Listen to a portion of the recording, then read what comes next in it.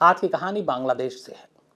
बांग्लादेश की राजधानी ढाका से है और ये कहानी करीब 32 साल पुरानी है। क्राइम तक में ऐसी कई सारी आपको कहानियां सुनाई जिसमें मैंने कहा कि वक्त बीतने के बाद बहुत सारे केस सॉल्व हुए। कुछ ऐसे केसेस थे जो उस वक्त फॉरेंसिक साइंस टेक्नोलॉजी इतना ज़्यादा नहीं था, डीएनए इतना ज़्यादा नहीं था, तो बहुत सारे केस अनसुलझे रहे।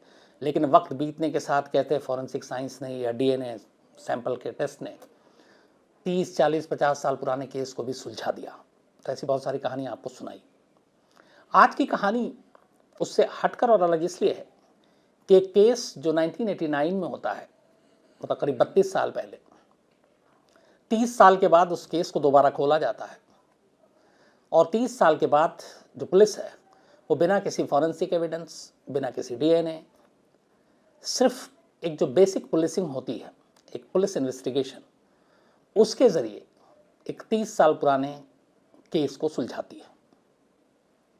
और कैसे, क्यों इतने वक्त लगा? बांग्लादेश में ये जो इंसिडेंट है, ये कत्ल का मामला, ये काफ़ी सुर्खियों में रहा और 30 साल बाद दोबारा अब हाल में पिछले 2 साल पहले ये काफ़ी सुर्खियों में रहा। बात है 25 जुलाई 1989 की, 25 जुलाई 1989। सगीरा मुर्शिद सलाम, एक 34 साल की लेडी, 25 जुलाई की दोपहर को अपने घर से रिक्शे पे निकलती हैं। इनकी एक बेटी थी जो स्कूल में पढ़ रही थी, वहाँ पे बहुत ही एक नामी स्कूल है, विकारुन्निसा स्कूल एंड कॉलेज, ये ढाका के बेली रोड पर है।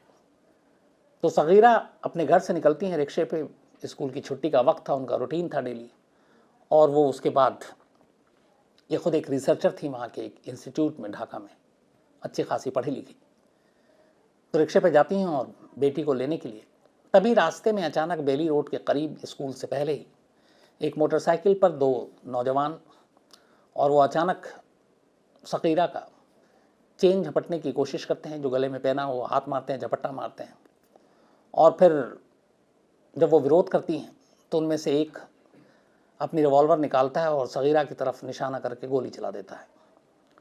गोली सगीरा को लगती है, वो घायल हो जाती हैं। रिक्शे वाला बदहवास था, तब तक गोली की आवाज़ सुनकर, और ये कई लोग देख रहे थे, राहगीर, क्योंकि चलती फिरती सड़क थी, भीड़ जमा हो जाती है। लहूलुहान सगीरा को देखते हैं। उसके बाद कुछ लोग फ़ौरन मदद के लिए आगे आते हैं और सगीरा को पास के अस्पताल में ले जाते हैं। इधर हमलावर मोटरसाइकिल सवार दोनों भाग चुके थे। हॉस्पिटल ले जाने के बाद डॉक्टर सगीरा को डेड डिक्लेयर कर देते हैं, मौत हो चुकी थी। अब इसके कई विटनेस थे, तो उन तमाम विटनेस ने बताया कि कुछ लोगों ने देखा कि कुछ मोटरसाइकिल पर आए, चेन झपटने की कोशिश की, सगीरा ने विरोध किया, उन्होंने गोली चला दी और इसी में सगीरा की जान चली गई। मतलब मामला कुल मिलाकर झपटमारी का था। अब ढाका पुलिस इस मामले की जांच करती है। मामला एक हाई प्रोफाइल परिवार का था, क्योंकि सगीरा के परिवार में उनके हस्बैंड अब्दुल सलाम, वो भी अच्छे खासे एक अच्छी शख्सियत वहाँ की, उनके शौहर के जो बड़े भाई थे वो डॉक्टर थे, अच्छे खासे उनका नाम था, डॉक्टर हसन अली चौधरी। तो पढ़ा लिखा पूरा परिवार था। ढाका की police bureau of investigation, PIB है, जैसे हमारे देश में अलग अलग होती है, स्पेशल ब्रांच, क्राइम ब्रांच, तो ढाका में पीआईबी है, उसको ये मामले को सौंप दिया जाता है। वो मामले की जांच करती है और पुलिस अपने यहाँ, चाहे देश अलग अलग हमारा हो गया हो, बट गया हो, इंडिया, पाकिस्तान, बांग्लादेश, कई चीज़ें क्राइम के मामले में, इन्वेस्टिगेशन के मामले में बड़ी आज भी सिमिलरिटी है। तो उन्हें पता है कि एक झपटमारी का केस है, कई लोगों ने कहा, वो इधर उधर से झपटमारों की लिस्ट निकालते हैं, पता करते हैं कौन है। उसके बाद उसमें से एक मोंटू नाम का थोड़ा सा बदमाश टाइप का लड़का पुलिस उठा लेती है। उठाने के बाद 17 जनवरी 1991, ये 89 में केस हुआ था, 2 साल लगते हैं। 2 साल के बाद पुलिस इस मामले की जांच करने के बाद ढाका की लोअर कोर्ट में चार्जशीट दाखिल करती है और इस चार्जशीट में इकलौता एक्यूज जो बनाया, जिसको आरोपी कातिल के तौर पर, वो मोंटू नाम का एक शख्स था। पुलिस चार्जशीट दाखिल कर देती है, कोर्ट में चार्जशीट एक्सेप्ट हो जाता है।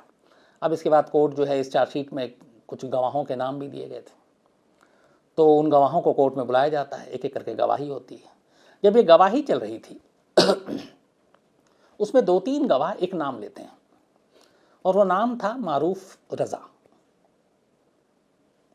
तो अदालत भी चौंकती है नाम सुनकर कि इस कत्ल में जो चश्मदीद है वो मारूफ रज़ा का नाम क्यों ले रहे हैं। मारूफ रज़ा की पहचान उस वक्त ये थी कि वो बांग्लादेश के जो होम मिनिस्टर थे उनका रिश्तेदार था। अब एक होम मिनिस्टर जिसके अंदर में पूरे देश की पुलिस, इंटरनल सिक्योरिटी, उसका एक रिश्तेदार, फिर पुलिस के लिए भी हाथ डालना आसान नहीं। तो जब 6 गवाहों को पेश किया गया और उनमें से 3-4 गवाहों ने मारूफ रज़ा का नाम लिया तो लोअर कोर्ट को कुछ लगा। फिर लोअर कोर्ट ने पुलिस से कहा कि ये आप देखिए। पुलिस ने मारूफ रज़ा को खैर उठाया, इंट्रोगेट किया और फिर छोड़ दिया। लेकिन कोर्ट जो है वो इस जिद पर अड़ गई कि नहीं, इस नए गवाही के बाद कहानी में एक नया ट्विस्ट है, एक नया कैरेक्टर आ रहा है, तो इस मामले की आप फिर से जांच कीजिए। और पुलिस को इंस्ट्रक्शन दिया। अब जो पुलिस ब्यूरो ऑफ इन्वेस्टिगेशन है पीआईबी ढाका की, कोर्ट के कहने पे दोबारा मामले की जांच शुरू कर देती है। और अब इस जांच में मेन जो किरदार था वो मारूफ रज़ा था, तो उसको सामने रखकर अब वो तफ्तीश शुरू करती है। अब मारूफ रज़ा एक हाई प्रोफाइल होम मिनिस्टर का रिश्तेदार, जैसे उसका नाम आता अखबारों में हेडलाइन छप जाती है। इसी के बाद मारूफ रज़ा सीधे हाई कोर्ट पहुंच जाता है ढाका। और ढाका हाई कोर्ट 1991 में ही 17 जनवरी को चार्जशीट दाखिल हुई थी जिसमें मोंटू नाम का शख्स था। 27 उसके बाद अप्रैल या मई जिसमें कोर्ट ने कहा कि नहीं, अब इसको दोबारा जांच कीजिए। उसके बाद 27 मई 1991 कोर्ट कहती है अब दोबारा जांच कीजिए। कोर्ट अपनी जांच करती रहती है। लेकिन इसी बीच में अब मारूफ रज़ा ढाका हाईकोर्ट पहुंच जाता है और ढाका हाईकोर्ट जाकर कहता है कि मीडिया में और तमाम जगहों पे उसका नाम आ रहा है, उसके ख़ानदान और उनकी मतलब बदनामी हो रही है और इस केस से उसका कोई लेना देना नहीं है, जानबूझकर पुलिस साजिशन उसे फंसा रही है, तो इसलिए इस जांच को रोका जाए जो उसके खिलाफ जारी है। हाईकोर्ट में जब वो पहुंचा और उसने ये सारी दलील रखी उसके वकील ने, ढाका हाईकोर्ट ने 1991 में एक ऑर्डर पास किया और कहा कि इस मामले में अब आगे कोई जांच नहीं होगी, जो मतलब चार्जशीट था वही होगा और आगे कोई जांच नहीं होगी, बात आई गई होगी। शायद मुझे लगता है कि कत्ल के किसी मुकदमे में इतना लंबा किसी जांच को रोकने का ये इसके बाद कोई दूसरा मिसाल है नहीं। मैंने इंडिया में भी ऐसा खंगाला कि किसी कोर्ट का कोई इंस्ट्रक्शन हो कि फ़िलहाल इसके खिलाफ जांच ना हो या इस मामले की जांच रोक दीजिए, वो भी कत्ल जैसे हीनियस मामले की, तो मुझे मिला नहीं कोई एग्जाम्पल। शायद बांग्लादेश में भी इकलौता मिसाल है। तो इकलौती मिसाल इसलिए कि 30 साल बीत गए। ढाका हाईकोर्ट का फैसला कि इस मामले की अब जांच आगे नहीं होगी और उस कत्ल के मामले की जांच रोक दी गई। अब उधर पुलिस ने चार्जशीट में मोंटू नाम के कैरेक्टर को रखा था, इधर नया कैरेक्टर मारूफ रज़ा था। इसके ऊपर जांच हो नहीं सकती क्योंकि कोर्ट ने रोक दिया। धीरे धीरे वक्त बीता, जो पुलिस ब्यूरो इन्वेस्टिगेशन है पीआईबी वो भी भूल गई, घर वाले भी भूल गए, सभी भूल गए और वक्त बीता गया। सगीरा का न कातिल मिला न कत्ल की वजह पता चली और ये मामला फाइलों में दबकर रह गया। 30 साल गुजर गए। 2019 26 जून 2019 सगीरा के हस्बैंड अब्दुल सलाम ने बीच में काफ़ी कोशिश की कि इस केस को खोला जाए, उनकी पत्नी का जो भी कातिल है बीवी का वो सामने आए। तो उनकी कोशिश चलती रही। आखिरकार 26 जून 2019 को हाईकोर्ट ने 30 साल बाद ये ऑर्डर दिया कि नहीं, इस मामले की दोबारा जांच की जाए। मतलब 30 साल तक एक जांच पे खुद कोर्ट उस जांच को रोक के बैठी हुई और 30 साल बाद बहुत सारे इस दौरान बिना मालूम कितने जज आए चले गए। वही हाईकोर्ट का एक दूसरा जज कहता है कि इस मामले की दोबारा जांच होनी चाहिए क्योंकि इंसाफ होना चाहिए। 26 जून 2019 को कोर्ट का ऑर्डर आया। उसी पुलिस ब्यूरो ऑफ इन्वेस्टिगेशन यानी कि पीआईबी के पास पीबीआई के पास ये मामला गया। कहा गया आप जांच कीजिए। अब 30 साल बीत गए, गवाह भी उसमें से कई सारे मर गए, ले दे के कागज़ पे एक मोंटू, बाकी कोई ऐसा एविडेंस नहीं, कोई फॉरेंसिक एविडेंस नहीं, कोई डीएनए नहीं, कोई भी चीज़ नहीं। अब 30 साल पुराने गड़े मुर्दे को उखाड़ना है, पीबीआई के सामने ये चैलेंज है। जब ये कोर्ट का ऑर्डर आया 2019 में तो एक बार फिर हेडलाइन बनी, सुर्खियां बनी। तो पुलिस के लिए भी चैलेंज था ये केस। इस केस को जो देख रहे थे उसके एक अफसर ने फिर बाद में इंटरव्यू में बताया कि जब कोर्ट का ऑर्डर आया तो उनके सामने बड़ी दिक्कत थी कि करें क्या, कहाँ से शुरू करें। फिर उन्होंने कहा कि एक काम करो, सबसे आसान तरीका इन्वेस्टिगेशन में ये है कि जहाँ पे आखिरी छोड़ा था वही सिरा पकड़ो और आगे बढ़ो, शायद कुछ मिल जाए। तो अब आखिरी इन्होंने क्या छोड़ा था? आखिरी ये था कि मारूफ रज़ा नाम का एक कैरेक्टर आया, वो हाईकोर्ट पहुंच गया, उसने जाके कहा कि आगे की जांच नहीं होनी चाहिए उसके खिलाफ, और वहीं पे कोर्ट का ऑर्डर आया और जांच रुक गई। तब पुलिस के दिमाग में ये कि मारूफ रज़ा क्यों चाहता था कि उसका या इस मामले की जांच ना हो, उसका इससे क्या लेना देना। अब पुलिस ने मारूफ रज़ा के बारे में इंफॉर्मेशन निकालना शुरू किया।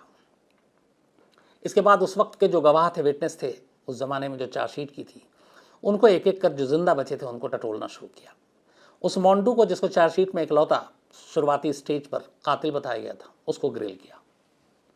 इन तमाम लोगों से बातचीत करने के बाद पुलिस को एक नई जानकारी मिली, और वो ये कि सगीरा का अपने घर में अपनी मतलब एक तो उनके शौहर के जो भाई थे, उनकी बीवी थी ख़ास तौर पर, उनसे बनती नहीं थी और अक्सर खटपट रहता था। और सगीरा के हस्बैंड के भाई डॉक्टर थे, लेकिन ये खटपट हर घर में होता है, तो इससे कत्ल का क्या लेना देना, पुलिस को कोई क्लू नहीं मिल रहा था। अब पुलिस ने रीविजिट किया उसी बेली रोड पे जहाँ पे गोली मारी गई थी 30 साल पहले, 25 जुलाई 1989 को, 1989 को। और वहाँ जाकर फिर पुलिस ने सारे पुराने फाइल, सारे कैरेक्टर को जिंदा करना शुरू किया, देखना शुरू किया कौन कौन था। उन्हीं में से एक टीम को फिर याद आया कि जिस रिक्शे पे सगीरा को गोली मारी गई थी, वो रिक्शा वाला जिंदा है कि नहीं है। पता चला कि नहीं, जब ये हुआ था तब उस रिक्शे वाले की उम्र बड़ी कम थी, करीब नौजवान था, 28-30 साल का होगा, तो 55-60 का हो गया होगा। पुलिस ने रिक्शे वाले की तलाशना शुरू किया, कुछ दिन निकले, लेकिन वो रिक्शा वाला मिल गया। अब पुलिस ने उससे बयान लिया और यहीं से पूरी कहानी पलट गई। रिक्शे वाले ने कहा कि वो 25 जुलाई को जब सगीरा को अपने साथ लेकर स्कूल जा रहा था, तो रास्ते में अचानक उसके रिक्शे के सामने एक मोटरसाइकिल पर 2 लोग बैठे हुए आए, और उनमें से एक को देखकर सगीरा ने कहा कि अरे तुम यहाँ क्या कर रहे हो। और इसके बाद खैर चेन छीना और गोली मारी और चला गया। अब यहाँ से पुलिस को अब तक जो कहानी थी वो ये थी कि एक झपटमारी चेन स्नैचिंग का केस था, और चेन स्नैचिंग के दौरान विरोध करने पर हमलावरों ने गोली मार दी। लेकिन रिक्शे वाला ये कह रहा है कि सगीरा ने उसको देखते ही कहा था कि अरे तुम यहाँ कैसे और क्या कर रहे हो। तो इसका मतलब है जो भी हमलावर है वो जान पहचान का है, और सगीरा उसे जानती थी। तो अगर वो उसे जानती थी तो फिर ये अचानक होने वाला लूट का इंसिडेंट नहीं था। अब यहीं से पुलिस ने फिर तफ्तीश आगे बढ़ाई। धीरे धीरे सगीरा के फैमिली को ग्रिल करना शुरू किया। ग्रिल करते करते एक नया क्लू मिला। पता चला जिस मारूफ रज़ा का नाम बार बार जो होम मिनिस्टर का रिश्तेदार था आ रहा था, सगीरा के हस्बैंड के बड़े भाई जिनका नाम डॉक्टर हसन अली चौधरी, वो एक नामी डॉक्टर, तो उनका पेशेंट हुआ करता है मारूफ रज़ा। वो अक्सर उनके क्लिनिक में इलाज कराने आता था। तो अब यहाँ पे एक रिश्तेदार के साथ मारूफ रज़ा का कनेक्शन जुड़ गया। फिर पुलिस ने पूछताछ की तो उन्होंने भी एक्सेप्ट किया कि हाँ कई बार ये इलाज कराने आया। पुलिस ने वो सारे उस वक्त के डॉक्यूमेंट्स और ये जो फाइल क्लिनिक की थी सारी चीज़ें भी निकालने की कोशिश की। इस दौरान में डॉक्टर हसन अली चौधरी, जब इन्वेस्टिगेशन शुरू हुआ 2019 में, ढाका से बाहर थे। पुलिस जांच करती रही और वक्त का इंतज़ार करती रही। जैसे ही डॉक्टर हसन अली वापस लौटते हैं ढाका, पीबीआई उन्हें गिरफ्तार कर लेती है और कहती है कि आपके ऊपर सगीरा के कत्ल का इल्ज़ाम है।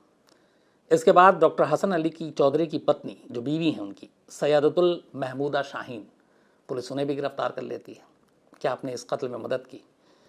महमूदा शाहीन के भाई अनस मोहम्मद को भी पुलिस गिरफ्तार कर लेती है इस कत्ल के लिए, और साथ में गिरफ्तार करती है चौथे शख्स मारूफ रज़ा को, क्योंकि वो सुपारी किलर था। 30 साल के बाद कोर्ट के ऑर्डर आने के बाद 2019 जून में सिर्फ 5 महीने लगाए पीबीआई ने, पुलिस ब्यूरो ऑफ इन्वेस्टिगेशन ने, और इन 5 महीनों में 30 साल पुराने गड़े मुर्दे को उखाड़ते हुए सगीरा का केस सॉल्व कर दिया। कहानी ये थी कि सगीरा की अपने घर में अपने रिश्तेदारों से नहीं बनती थी, ख़ास तौर पर उसके शौहर के बड़े भाई, उनकी पत्नी जो थी, बीवी सैयदतुल्लाह महमूदा, उनके साथ बिल्कुल नहीं बनती थी। घर में दखल ज़्यादा था सगीरा का, ये लोग उसे रास्ते से हटाना चाहते थे। जायदाद और बाकी चीज़ों का भी इशू था। बार बार अपनी बीवी के कहने पर डॉक्टर हसन अली चौधरी ने कहा कि ठीक है, घर में इतना बीवी का फोर्स है और फ़ायदा भी है। उन्होंने सगीरा को रास्ते से हटाने का तरीका सोचना शुरू किया। इसी दौरान मारूफ रज़ा, उनके क्लिनिक में मुलाकात हुई, दोस्ती हुई। उन्होंने उससे बताया, उसने कहा ठीक है मैं ये काम कर दूंगा। जो बांग्लादेशी टका है 25,000 उस ज़माने में 1989 में, उस 25,000 रुपये में सुपारी दी मारूफ रज़ा को।